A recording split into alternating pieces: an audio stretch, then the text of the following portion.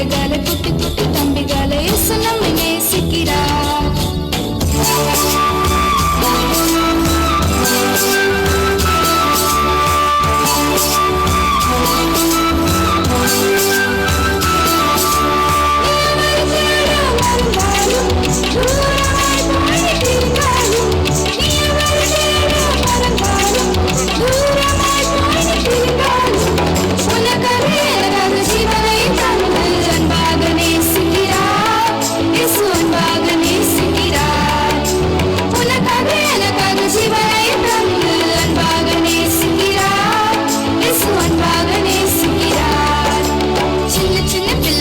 குட்டி குட்டி தம்பிகளை இயேசு நம்மை நேசிக்கிறார்.